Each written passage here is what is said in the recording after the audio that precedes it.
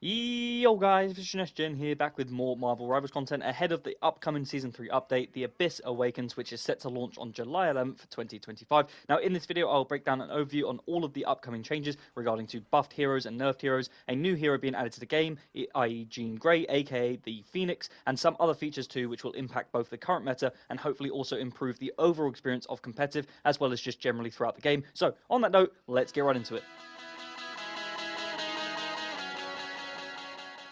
So first things first, just as a general overview of the upcoming update, majority of the heroes are set to be altered. Some are being nerfed and some are being buffed to try and improve the overall experience of the game and create a new meta. Now with the new hero being added to the game, Jean Grey, who will be a duelist in this game, and with the new and improved team up abilities, we should hopefully see a new and improved overall matchmaking experience with different heroes becoming meta, whilst also existing current meta heroes shouldn't be hindered too much with these changes. Now there are lots of buffs and nerfs to go over, so what I'll do is, as usual, I'll start with the buffs, go through the nerfs, and then go through at the end with the team abilities, as again, like I said, there are now meta changes, so the aerial existing meta in Season 2.5 should hopefully change, and as well as a new hero being added to the game, Jean Grey, a duelist with a hit scan primary attack, plenty of AoE damage abilities using her Fire and Phoenix ability and ultimate ability, as well as her overall aerial abilities, similar to the likes of Star-Lord, which I'll go over in more depth in an upcoming episode on the Hero Series guides for my next video on the channel, and then finally some new team abilities and removed ones as well, which again, as I said, I'll summarize at the end of the video. So starting off with the buffs, let's kick this off with the Vanguards, my personal favorite hero type in the game, my main role that I play in competitive, and I'm super excited to now use the Thing, as he has had a huge buff in this new season with a brand new ability, the Battle Blitz, where he's now able to dive and leap towards enemies, gaining a 25 damage reduction and leaps up to 20 meters away, whilst also now being able to knock down flying heroes with his Stone Haymaker ability, which is the L2 ability on PlayStation. Now personally, I think he was actually fine in Season 2.5. I played him a load, I'm trying to get him Lord and I'm nearly there, but overall I think that a lot of players just don't like the character or didn't really enjoy using him in the Season 2.5 with all the aerials, of course. But if you know how to play the character, I found him really successful, although definitely one of the weaker Vanguards across the entire mix. He is definitely going to benefit massively from this new buff. I'd say he's probably the one that's benefited the most from all of these changes, but you obviously have to let me know at the end of the video on what you guys think on who's seen the best or the most benefit from these changes and who's seen the worst of all of them. Now with the second adjustment or the second buff in the season update, this is going to be Venom. Now Hela has also been added to the team ability with Venom and Jeff, and considering Hela is already a stupidly overpowered character in the game anyways, this basically means that Venom will be far more viable than last season, which is huge for me because I also main him. Again, as I said, I'm a Vanguard main and I like to play it as Venom myself, so now having him basically benefit the likes of one of your duelists as well as Jeff the strategist, of course, this is going to make him an absolute viable hero to be using right now,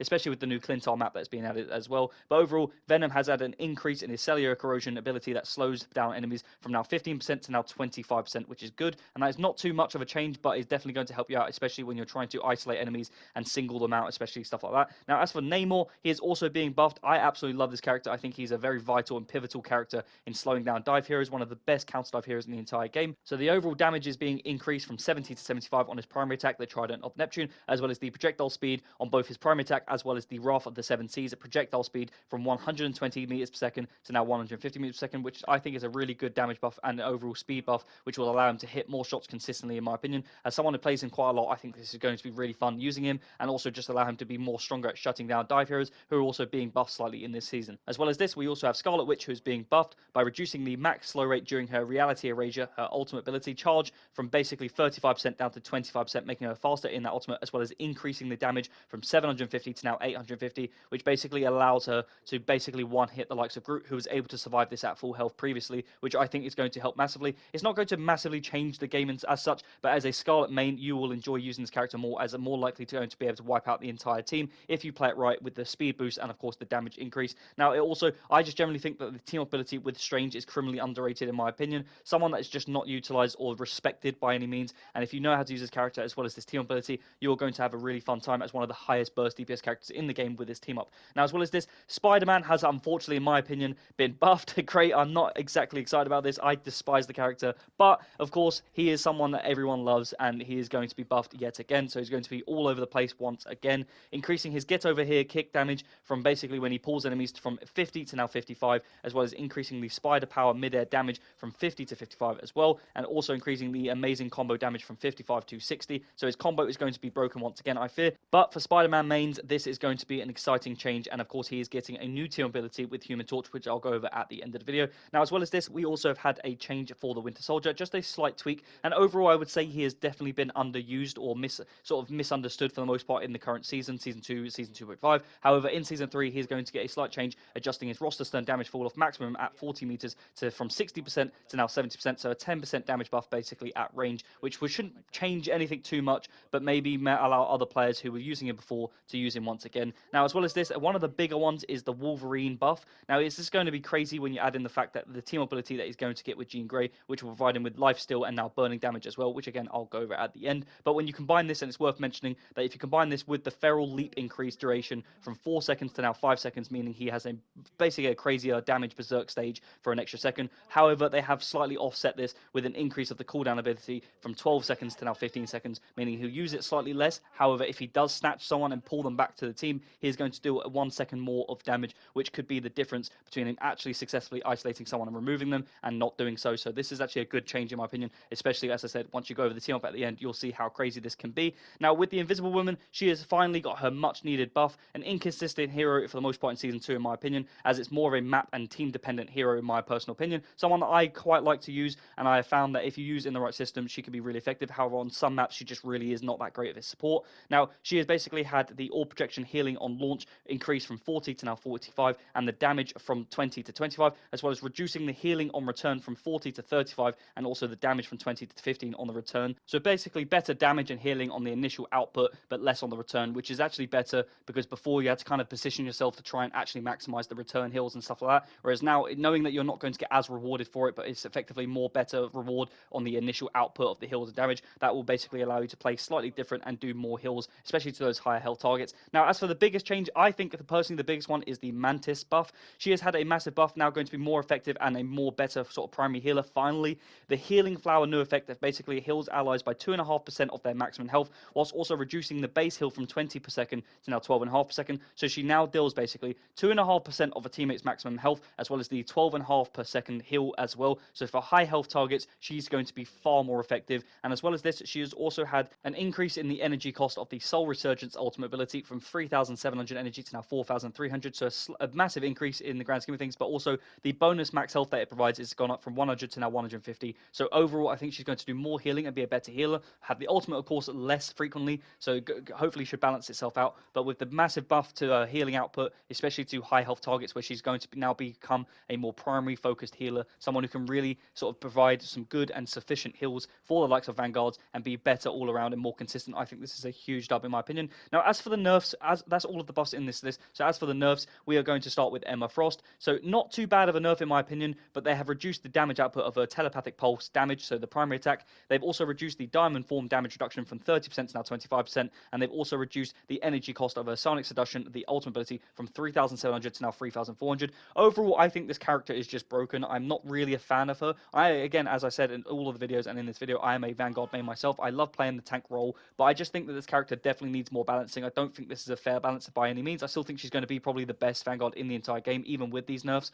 But we'll just have to see how this plays out in the new season and whether or not this is going to be a massive hindrance to the character or whether she's going to be more successful in team fights with having this ultimate more often. Now, as for Human Torch, he is going to still be viable, but with Jean Grey being added and these buffs, I don't see him being used as much, reducing the fire cluster damage of the projectiles from 6 to now 5.5, also reducing the Supernova, the ultimate ability activation damage from 80 to 75, as well as the fire tornadoes damage over time from 120 per second to now only 110 per second. However, they have slightly offset this with the new team ability that is going to get with Spider-Man, which again I'll go over at the end. Being an anchor being now provides a damage boost of 5%, so hopefully this should help offset this problem. However, we'll just have to see, as I said with sort of Emma Frost, how this plays out in the new season. Now, as for Iron Man, this is a much needed buff nerf in my opinion. He has taken a big hit, probably the biggest of all of the heroes in this video. They have reduced the first 2 repulsor blast hits from 40 to now 35, and also from 50 to 45, whilst the armor overdrive ability is being used, and also increased the energy cost of his invincible pulse cannon, the ultimate ability, from 2,800 energy to now 3,400, which means it's going to be used and seen far less, which is a huge dub in my opinion. That is something that is much needed. I think that the ultimate in general was just always there and available in every team fight, and something that can take out strategists just didn't really make sense considering how cheap it was. So hopefully you should see this used a lot less, and hopefully strategists aren't shut down as frequently by this ultimate ability, seeing as it's going to be used a lot less. Now, as for another nerf, Mr. Fantastic has been nerfed, a very underrated hero generally in my opinion, and actually has a top 3 win rate across all heroes in the game. Don't really know why this nerf was necessary. They have reduced his inflated state, his bonus health, from 400 to now 350, meaning he's slightly less survivable.